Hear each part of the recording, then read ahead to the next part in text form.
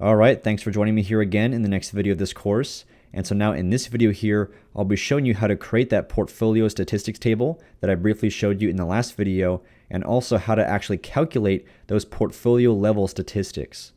And so what you're seeing here is a slide that I put together that shows you all the basic formulas for calculating some of these statistics. And once again, this is not an all-inclusive list. You are definitely free to add or subtract from this list as you see fit based on your strategy. But once again, this should help you get started. And don't worry if you're looking over some of these formulas here and you think it's rather complicated, right? For example, if you're looking at this count function or this COUNTIF, SUMIF, etc., these are all just built-in functions that come with either numbers or Excel, Google Sheets, etc., that will help you calculate these statistics very easily. And so once I explain how this all works, all this will become rather simple and easy to understand. And so let's come back to our spreadsheet now that we started creating in the previous video. And I did add a few things here. The first of which is a title for the spreadsheet. This is our April 2021 portfolio spreadsheet. I also added a few more trades. And so specifically our Apple, Twitter, and Snapchat trades are all completed. I went ahead and filled in all the remaining metrics as if I had actually completed these trades. And then to add a few more examples, I added a strangle trade here in EWZ. And I also went ahead and filled out the entire row here, so it's as if we completed this trade as well. And then lastly here, I added an iron condor position in Alibaba. And this trade is assumed to be still ongoing. That's why I have not added the date exited, the exit price, and any other metrics that would actually be able to get filled in once you actually finish or complete the trade. So basically, in summary here on this spreadsheet, we have 4 completed trades and 1 still ongoing. And so now let's come back over here. And then finally, I also added the beginnings of this portfolio statistics table down below. And for the sake of our examples in this video, I'm just assuming that our account initially started with $50,000 at the beginning of this month. And so before getting started filling out some of these statistics down here, down below, you'll notice I left the current account balance as blank. And that's because we're going to use a built-in numbers function to calculate this number, to calculate our current account balance based on the profits or losses of our completed trades. So once again, to create a formula that will do this, you just type in the equal sign here.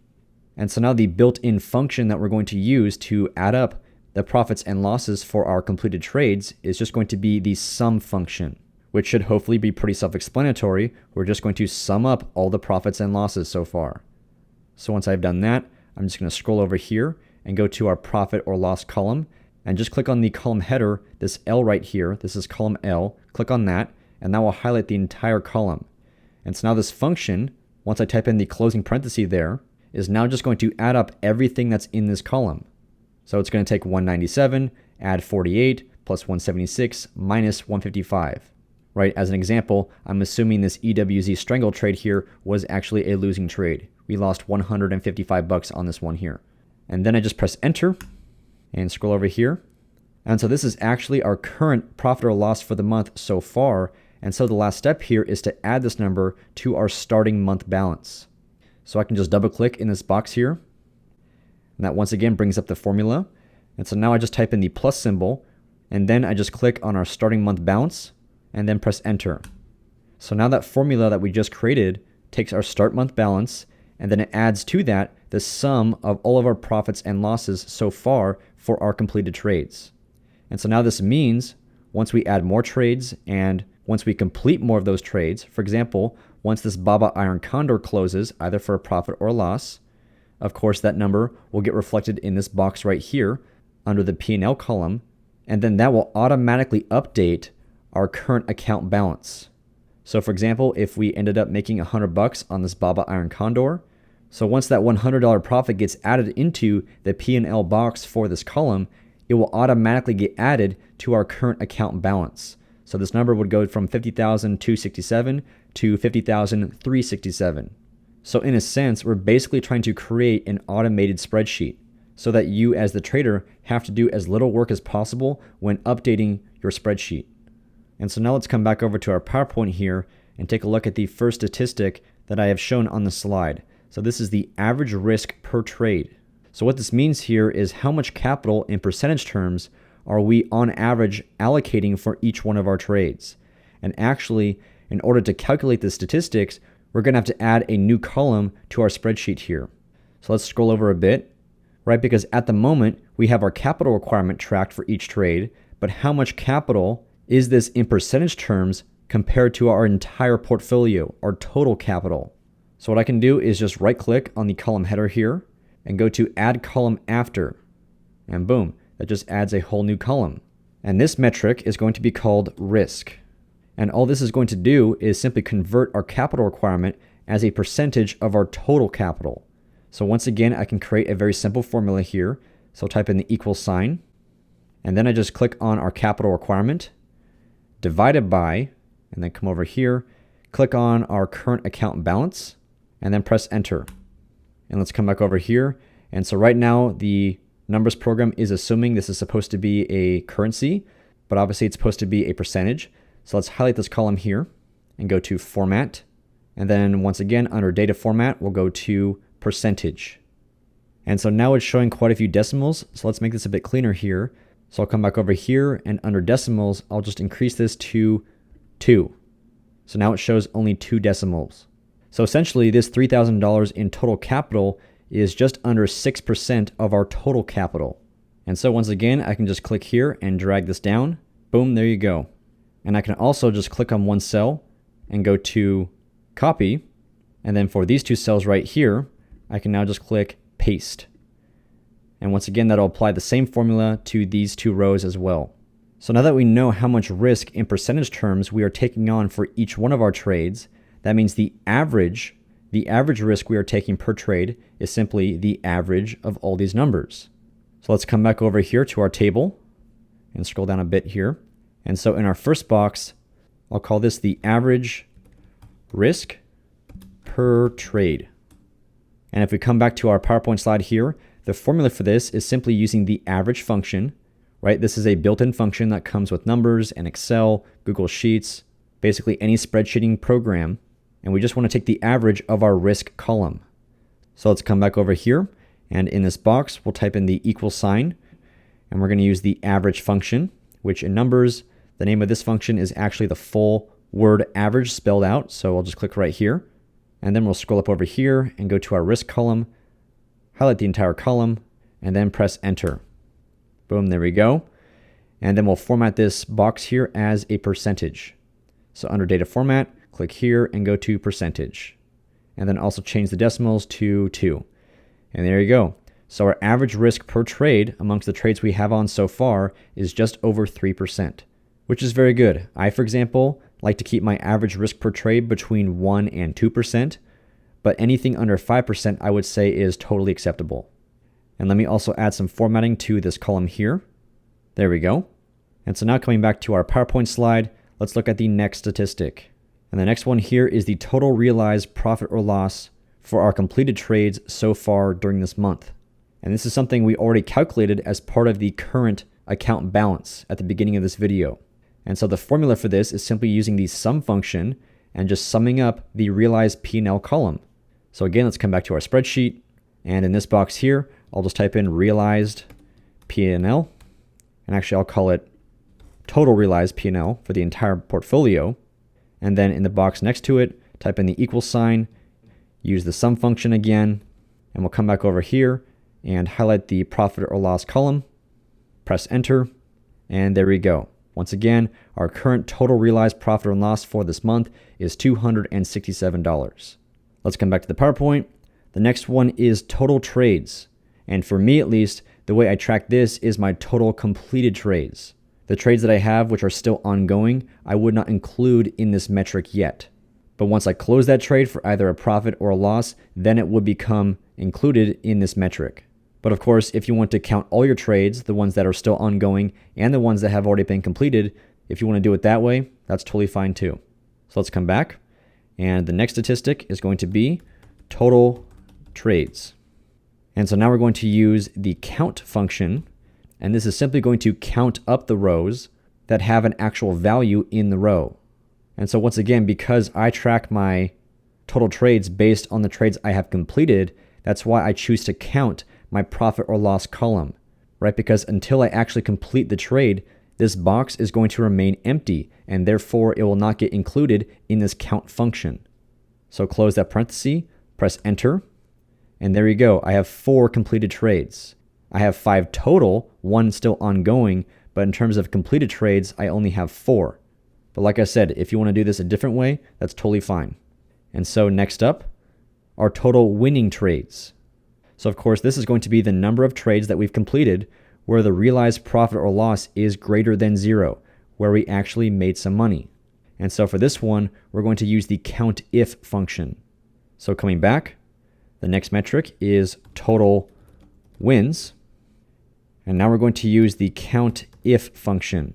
So this function is going to only count the rows which meet a specific criteria that you specify as an argument in this function. And so once again, we're still going to count our realized profit or loss column, but now the next step is to write a comma and then input the next argument for this function. And this is where we specify the condition that must be met in order for that row to get counted in this function. So in quotes here, I can just type in the greater sign and then 0, and then close the quotes, closing parenthesis, press enter, and there you go. We have 3 total winning trades, right? Once again, that's because of our trades here.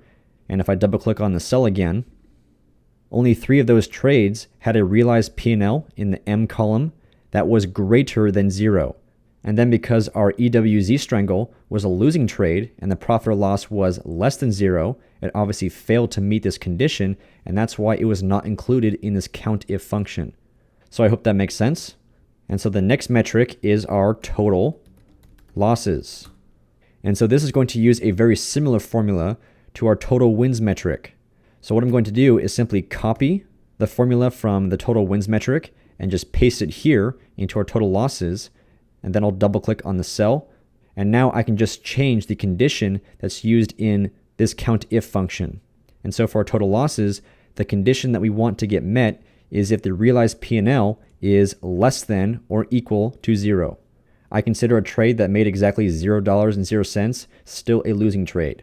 And so now I'll press enter, and there you go. We have 1 losing trade so far. That was our EWZ strangle.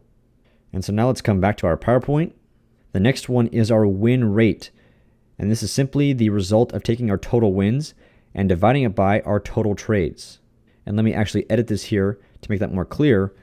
Total trades. And so coming back here, the next metric is our win rate. And this should actually be capitalized here. Win rate. So once again, we're going to create a formula. And in this case, there's no need to use an actual built-in function. We're just going to take our total wins and divide that by our total trades. Press enter. And then we'll format this as a percentage. So we'll go over to cell, data format, percentage. There you go, 75%. That's our current win rate. Coming back, next we have our average return on capital. So very similar to our average risk per trade, we're once again going to use the average function and just take the average of all the returns on capital for our completed trades. And so in the next box, I'll type in average ROC, return on capital. And once again, we're going to use the average function. Come back over here, highlight the entire return on capital column, and then press enter. And finally, do some formatting. This is going to be a percentage with only 2 decimals. And there you go. Currently, not so good, only 0.34%. And that's because our strangle on EWZ had a negative return. So that was a negative return on capital, which therefore brought the average down quite a bit. But once you add more trades, and hopefully as more of them become winners, this average return on capital should start to increase significantly. And so coming back to our PowerPoint, average trade duration is simply taking the average of the trade duration for every one of our trades, rather simple function. So down here, type in AVG, average for short, trade duration, type in the equal sign, going to use the average function again, come back over here, highlight the entire trade duration column, press enter. 14 days is the average we've been in our completed trades so far. Next up, we have our total profit and total loss.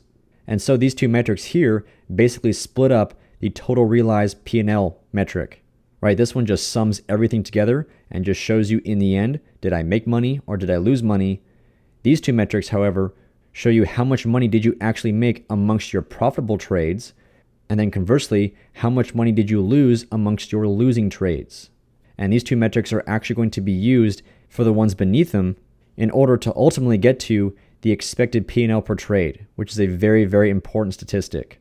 So like I said, the first building block is to figure out your total profit and your total loss. And so now we're going to use the SUMIF function, very similar to the COUNTIF function. The main difference here, of course, is instead of counting the rows, we're going to sum up the values in those rows. And specifically, we're going to sum up the realized P&L for each one of those trades as long as they meet certain conditions. So of course, for our total profit, we only want to add up the realized P&L, profit or loss, if it was greater than 0, if it was actually a profit. So we'll come back over here, and the next one is going to be total profit. And like I said, we're going to use the SUMIF function. There we go. And we're going to come over here and highlight the profit or loss column. And then our condition is going to be greater than 0. End quote, and parenthesis, press enter. And it looks like we got a syntax error. Let's see what's going on here. I guess there's the option to input a third argument, but we don't need this. So let's get rid of that. And so there you go. We just want to add up the realized P&Ls for each of our completed trades as long as those P&Ls were greater than 0. So now press enter one more time. And there you go. Our total profit is $422.20. And so now let me add a few more rows here. I'll do 3. And so now the next one is going to be our total loss. And because this metric is very similar to our total profit one, I'm just going to copy and paste the formula into this box down here, and I'll double click, and now I'll just change this condition, remove that, and so now the condition is going to be less than or equal to 0, right? Only sum up the realized P&Ls if they were less than or equal to 0, if they were losses. Press enter, and there you go. Because of our one losing trade in EWZ, our total loss on that one trade is minus $155.20. And so now that we have these two values, let's come back to the PowerPoint here. The next two are the average profit and the average loss. So amongst my winning trades, what was the average profit for those winning trades? And this metric is calculated by taking our total profit and dividing it by our total wins. So that's rather simple. Let's come back over here. Next box. This is going to be our average profit. Type in the equal sign. And so we just take our total profit divided by our total wins. Press enter. So that means amongst our 3 winning trades so far, the average profit among them was around $140. And so this means the next one, the next statistic, is going to be our average loss.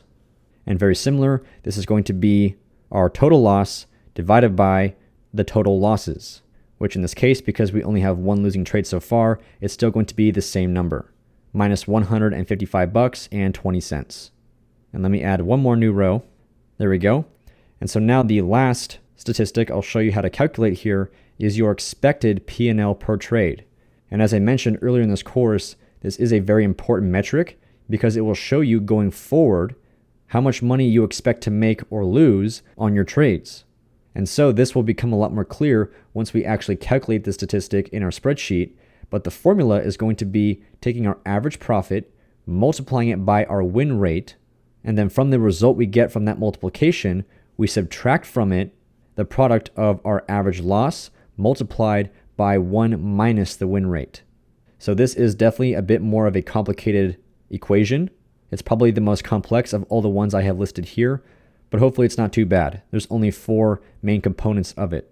So let's come back to the spreadsheet here, and in the final metric, I'll type in the expected P&L per trade. So what we're going to do here is take the average profit multiplied by the win rate, and now I know the formula said we have to subtract our average loss times 1 minus the win rate, but because I already have my loss here stated as a negative number, I'm actually going to add this number, right? Because when you add a negative number, it's the same thing as just subtracting that number. Now, if you did state your losses as positive numbers, right, this definitely could be positive $155.20, and I could just read that as that being my average loss. But once again, because I personally state my losses as negative numbers already, That's why I'm going to actually add my average loss to my equation here. So we go plus my average loss, and then times, and I'll do this in parentheses here, 1 minus the win rate. Close parentheses, press enter, and I'm not sure why it's showing so many decimals. Let's go ahead and format this here. I'll change the data format to currency, and I'll make it 2 decimals. So now my expected P&L per trade is $66.75. So what this means is going forward, as I continue to make trades, then on average, I would expect to make around $66 for each trade. And it's important to keep in mind that this is an average expectation because, of course, as I keep making trades, I will have winners and I will have losers, but on average, I would expect my account value to be steadily growing with each trade I make. And that amount would again be about $66. So this is a great indicator to tell you just how profitable or not profitable your trading strategy is at the moment. Of course, you want this to be a positive number. Otherwise, if it was negative, then as you keep making trades, you'll be steadily losing money in your account, and that's not good. So the goal here is to make this number as big and positive as possible. Now, the one caveat to this, based on this current example, is we don't have a lot of trades logged in the spreadsheet, right? We only have 4 total completed trades, and that's not a lot of data for this metric here to go off of. So as of right now, at least, this number is not very accurate, and I would not rely on it. But once you make a few hundred trades, perhaps even 100 trades would be good enough, then this number will start to become a lot more accurate and reliable. And same thing with your average profit and your average loss too. You're going to need a lot more data, a lot more trades for these numbers here to become a lot more accurate. But of course, now that we've made this spreadsheet to basically be automated, then your job as the trader is to keep making high quality trades and then just log them in your spreadsheet here. And then all these numbers will get updated automatically. And you'll see your expected P&L per trade start to move around a bit wildly at the very beginning when you don't have that many trades to go off of. But as you get close to logging 100 trades, 200 trades, 300 trades, etc., this number, along with your average profit and your average loss, is going to become a lot more stable. And then at that time, that will give you a great view to see how profitable or not profitable your trading strategy is. And then finally here, before wrapping this video up, what about this year? What about portfolio level statistics for the entire year, not just this current month? And I would definitely say for your expected P&L, your average profit, your average loss, and also your win rate, these are very important metrics to track on a much greater time frame than just the current month. Definitely do track them for the month, but you also want to track them for the year and potentially for the entirety of your trading career. And again, that's because, going back to my earlier point, the more data you can feed these metrics, the more accurate they're going to be. And obviously, in just 1 month, you can't make that many trades. But in 1 full year, you can definitely make many hundreds or even thousands of trades.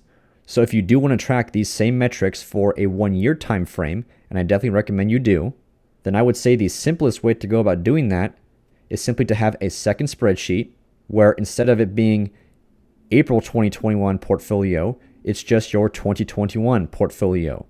So in that spreadsheet, you would log all your trades for the entire year. And it should be very simple to do this, right? For example, let's say in this current month of April, I make a new trade, I log it in this spreadsheet, and then I can simply highlight the entire row and just copy and paste that into my other spreadsheet that tracks my trades for the full year. So I would just have an exact duplicate of this section up here in my 1-year-long spreadsheet. And then what you can do in your monthly spreadsheet here is for these statistics for this year, instead of referencing columns and cells in this current spreadsheet, in the monthly spreadsheet, in your equations, you can just reference columns and cells in your other spreadsheet. Most spreadsheeting programs will allow you to reference data in a separate spreadsheet. Now, I'm not 100% sure you can do this in numbers here, and that's just because I chose to track my year-long metrics with a different method, a different approach that is a bit more complicated. But I do know that for Google Sheets and Excel, you can create formulas and functions that reference cells in a different spreadsheet. And if that's still too complicated, then in your year-long spreadsheet, you can simply create another portfolio statistics table just like this, and then just track those stats in that spreadsheet. And in that way, you'll have 2 separate spreadsheets, one for this month, one for this year, and then 2 separate stats tables Again, one for the current month and then one for the current year. So whichever approach is more simple for you that you agree with, go with that. There is no one correct answer. But point being, bottom line here is tracking some of these metrics, specifically your expected P&L per trade, your average profit, your average loss, your win rate. I would say also your total realized P&L, right? Obviously, you want to see what your total profit was for the current year. So for these kinds of metrics, you do want to track them for a greater time scale than just the current month. And I'll leave it up to you to figure out the exact method that's best for you to achieve that. And so with that being said, that wraps it up for this video. And in the next one coming up, I'll be showing you how to create your own watch list. Right, coming back to my personal spreadsheet here, as I showed you earlier in this course, this is the watch list that I created where I have all the stocks and ETFs that I trade organized by the sector and industry that they belong to. And I also have this color coding scheme as well. And like I said, in the next video, I'll show you how to create this. So thanks for watching, and I'll see you in the next one.